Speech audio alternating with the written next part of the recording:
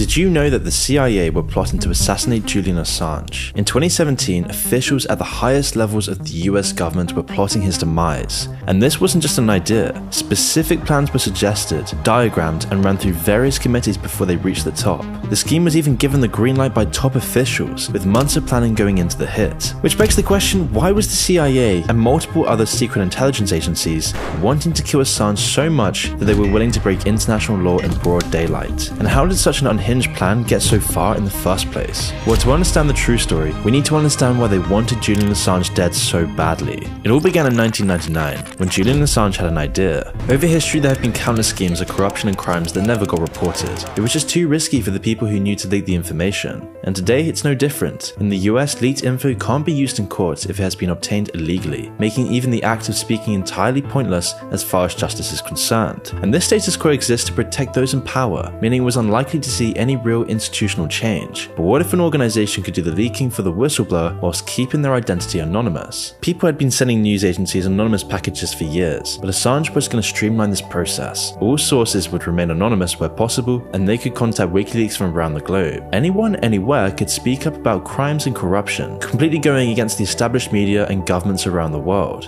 And the best part about this was that it got around the legal system as well, because the documents published by WikiLeaks weren't illegally obtained by WikiLeaks themselves, and were therefore admissible as evidence. And this was the idea that Julian Assange had in 1999, but it would be years before this finally came to fruition. WikiLeaks.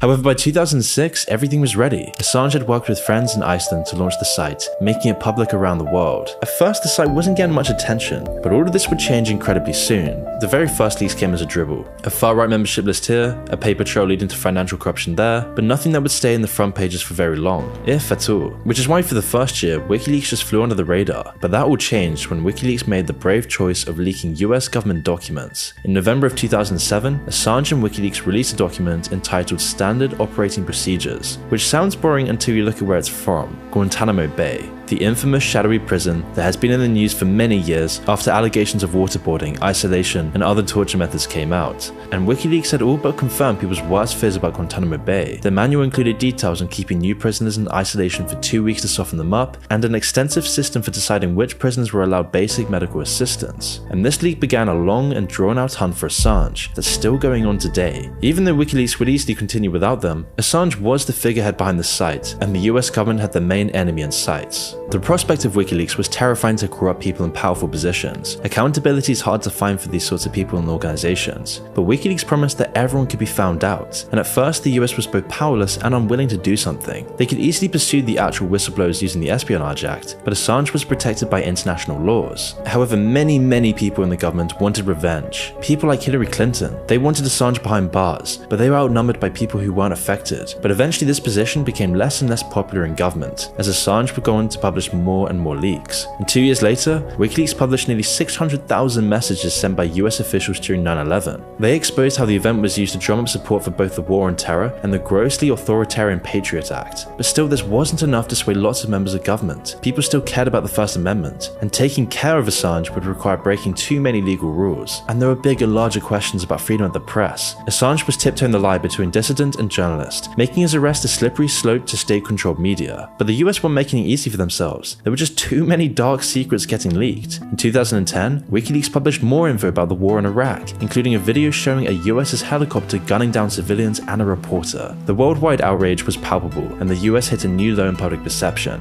And it only got so much worse when WikiLeaks published thousands of pages of documents exposing the US's war on terror. The final straw came when WikiLeaks supported Edward Snowden, helping him escape from US authorities to Russia, and even having people stay with him for months after he arrived. Because just being associated with Snowden put WikiLeaks on the US's radar. Adding the massive leaks to this, and Assange had a recipe for a resentment by the CIA. Until this point, the Obama government hadn't paid much attention to WikiLeaks itself, treating the actual leaks as separate problems. But after Snowden, that all changed. It was open season on WikiLeaks, and the government granted the FBI unrestricted access to warrants and subpoenas for anything related to the website. In fact, they built a file on WikiLeaks and Assange based on conversations with friendly spy networks. The CIA established a separate team called the WikiLeaks team. Their job was to try and find evidence of links between WikiLeaks and hostile foreign powers. There was even pressure made to redefine Assange as an information broker rather than a journalist, a necessary step on the path to prosecution. But the Obama government wasn't about to breach freedom of the press just yet. However, the pressure was mounting, and every new leak and every new embarrassment for the US government led to more pressure on WikiLeaks. During WikiLeaks' early days, Assange was free to travel the world, working on leads for WikiLeaks and building his career. He even won awards in journalism, including the Amnesty International UK Media Award and the Economist Award. But in 2010, this high-flying life all came crashing down when Swedish officials released an arrest warrant accusing Assange of grave sexual crimes, which was a strange and random accusation. He was then arrested but later broke bail, putting in a request for asylum in Ecuador. But he didn't have a way to get there, forcing Assange onto the doorstep of the Ecuadorian embassy in London, where they would welcome him and he would live for the rest of his life, stuck in a small room with a computer, a bed, and that was pretty much it. Inside this embassy, Assange was untouchable by authorities from any other country, and with his computer and an internet connection, he could continue working. Although Assange was now in purgatory, with the British police waiting outside 24/7 if he tried to leave. The only thing he could do was to continue WikiLeaks, and this infuriated the US government. While he was in British custody, there was a chance they could snag him with an extradition request, but now their options were severely limited. There was absolutely no legal way to get Assange anymore, and he could just carry on publishing leaks. So during the next few years, debates within the US government raged on about whether WikiLeaks was indictable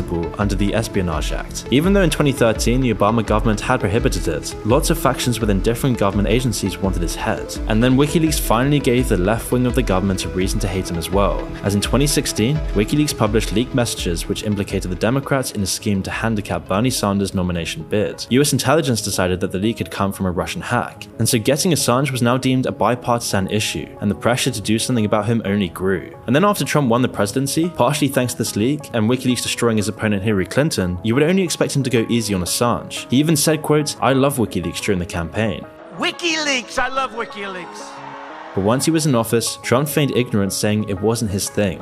I know nothing about WikiLeaks. It's not my thing. This was all a political move. The rest of Trump's government hated WikiLeaks and Assange, so he had to distance himself. Plus, he was about to install Mike Pompeo as the new CIA director, and nobody hated Assange more than he did. Which became evident in early 2017, when Mike Pompeo took the stand in Washington to give his first speech as director. And instead of talking about the future or his plans for the CIA in general, he focused on WikiLeaks. WikiLeaks walks like a hostile intelligence service and talks like a hostile intelligence service. In his first chance to speak publicly in his new position of power, Pompeo chose to call WikiLeaks a non-state hostile intelligence service, often abetted by state actors like Russia. But why did the US and CIA pivot so quickly from their earlier decision to consider Assange a journalist? Well, WikiLeaks had published the most embarrassing leak to date. In early 2017, WikiLeaks published a treasure trove of documents and code called Vault 7, taken directly from the CIA's most secure databases. According to WikiLeaks, the vault contained malware, viruses, trojans, weaponized zero-day exploits, malware remote control systems, and associated documentation. This was an international embarrassment for the CIA, seeing their specific hacking unit get hacked themselves. And so this began stage 2 of the process, kidnapping Assange.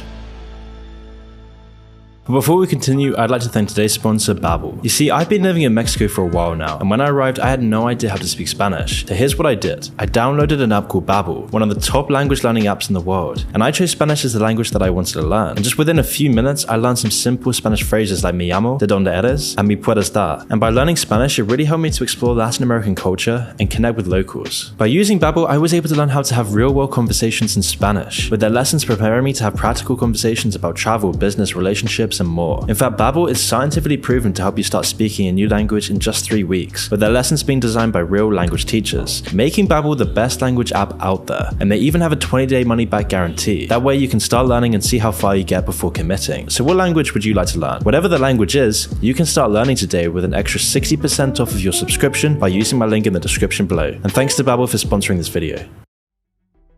For the CIA, Assange became a top priority. Updates on WikiLeaks were regularly sent to Trump, and intelligence officials begged for a chance to get to crack him. And all of this was encouraged and incited by Mike Pompeo, who still talked about WikiLeaks and Assange at every opportunity possible. Mounting pressure to redefine WikiLeaks eventually worked for the CIA after the Trump administration complied with their demands. And in a conversation with CIA agents after a speech on WikiLeaks, Pompeo told them to figure out a solution and reportedly said, "Nothing's off limits. Don't self-censor yourself. I need operational ideas from you. I'll worry about the lawyers in Washington." And this this was exactly what they would do. By mid-2017, the CIA were finding success in their race for intelligence on WikiLeaks. They had built up substantial portraits of its members and were working on possible plans of attack. Measures were suggested like sabotaging their web servers, planting false information to cause division, or even stealing their computers. But because of how secure WikiLeaks was in general, all of these plans were thrown in the bin. Instead, the CIA began to work on a much more insidious, dangerous, and ultimately symbolic move: kidnapping or assassinating Julian Assange. Now obviously this was going to be hard. Assange was still holed up in the Ecuadorian embassy in London, as he had been for years. So to get to him, they had to violate 3 countries' sovereignty at once. Now Assange was an Australian citizen. The embassy was in London, but it was technically Ecuadorian soil. But still, Pompeo's reported obsession won through and the CIA began drawing up their plans. First, it was the idea of kidnapping Assange that was at the top level of government meetings. One former agent said a possible plan was to break into the embassy, drag Assange out, and bring him to where we want. Or they could simply hand him over to British authorities, who wanted Assange on bail charges and would possibly send him to the US once they were finished. But these ideas were shot down as ridiculous. The British were involved in talks with the CIA as well, but wouldn't turn a blind eye to letting CIA operatives inside the embassy. Clearly, kidnapping is off the table, but the CIA wanted to go further, and so stage 3 was about to commence: assassination. Yahoo News, who leaked the actual conversations and plan made at the CIA, talked about a meeting in mid-2017 between the president and other top officials. During this meeting, Trump asked the CIA whether they could assassinate Assange and other WikiLeaks members, and prompted them to draw up some options and plans. Trump would later deny this accusation, but the fact remains that the plans were made, and there were more discussions on whether assassinating Assange could be made legal as well. His earlier designation as a spy helped, but it was still a stretch. Now it's understandable that the lawyers at the CIA weren't making too many objections. There was a good chance lots of them didn't know what was actually going on, and sources within the CIA say, quote, "When Pompeo took over, he cut the lawyers out a lot of things." And it's unknown whether the CIA's head legal counsel had even heard of the plot whilst it was being drawn up. And so, being unburdened by questions about legality, the CIA plowed ahead anyway. Now at the time, Assange was fairly inactive. He'd been stuck in the embassy, completely isolated from the modern world. Although after years of inaction, Assange's personal situation coincidentally began to heat up again at the same time, when Sweden dropped their charges against Assange in May of 2017, citing both a lack of evidence and an inability to prosecute. How much truth the charges had in the first place is still debated, although it was an awfully convenient excuse for the police to pursue him in the first place. And this made escape much more likely, and CIA intelligence indicated a Russian plot to escort Assange out of the embassy, and the memory of Snowden's successful escape must have been fresh in the CIA's minds. And so their operatives ramped up their planning and surveillance of the embassy, as did the British and Russian agents as well. Russian agents even began practicing escape maneuvers in their cars outside, designed to throw off and confuse anyone watching them. One former senior official said, "It got to the point where every human being in a 3-block radius was working for one of the intelligence services, whether they were street sweepers or police officers or security guards." It was clear the Ecuadorian embassy was swamped with government agents. So who was going to get to Assange first? Well, the CIA wasn't going to let anyone else take him. The time to get him was now, and this is when the CIA put their plans to action. One of these involved waiting for the escape attempt and start a gunfight with the Russian agents, hopefully killing or securing Assange in the process. Another involved crashing a car into the same car Assange took, then grabbing him or putting a bullet in his head. If Assange made it to the plane, the British agreed that they could open fire on the tires or fly a helicopter above it, preventing him from taking off. Friendly European countries could also deny their airspace to the plane if it got airborne, forcing it to land. In any event, a plan to stop Assange leaving was made between British and US intelligence operatives, but this was a last-ditch measure. The CIA was still planning a hit, while Assange was still in the embassy, and Assange had made it clear to friends he believed his room was bugged, having all important conversations in a certain room he believed that was safe. WikiLeaks members also made a deal to hold back the worst information they had from Vault 7 leak, promising to only release it in the event of one of their untimely deaths. And they had a very good reason to be paranoid. The CIA had a man on the inside at the Ecuadorian embassy who was giving them all of the intel on Assange's daily life. Plans were also concocted to poison Assange, perhaps using this inside man. But finally, it looked like the CIA's disregard of legality and hatred for Assange was wearing thin at the White House. Legal representatives from other branches of government, including the president's office, had heard wind of the plot. They shut it down, saying that the fact that it was even considered would harm the US's legal case if they ever did finally get him. And that's ignoring the diplomatic consequences of breaking into a foreign embassy on foreign soil to kill or kidnap a foreign national. It was doomed to fail in the end. Plus, the US had other less provocative plans that they were making headway, and this was stage 4. Over time, they had soured the Ecuadorian government's relationship with Assange. This was only made worse when Assange released damaging info about the Ecuadorian president's involvement in a corruption scandal. Ecuador accused Assange of being incredibly hostile and disagreeable, citing problems with his personal hygiene and his mental health, and so they began to restrict his outside visits and his internet access. UN officials who later examined Assange stated he showed signs of, quote, prolonged psychological torture. And then eventually in April of 2019, Ecuador finally gave him up, letting British police arrest and drag him away. And today Assange is still in the process of appealing extradition to the US, with his case slowly progressing through multiple courts. Now, the US hasn't won yet, but they're very close. Soon, Assange will be shipped off any day now if the UK courts decide on it, showing that in the end, it was never about stopping WikiLeaks. Instead, it was about revenge for embarrassing the US. Assange was simply a scapegoat, a figure that helped blow the whistle on the devastating corruption and the lurid crimes of the elite. And even though the CIA did conspire to murder him, the US might well get Assange back in their clutches. The motive of revenge still hasn't changed. The US will also want to set an example to any future whistleblowers as well. Dragging a journalist through years of hell just for associating with them has sent a very clear message. And this is especially significant considering that it's even easier to leak data online today than during WikiLeaks' height. And so with governments so determined on punishing whistleblowers and maintaining their ability to spy on their people, the future looks as grim for Assange as it does for the freedom of the press.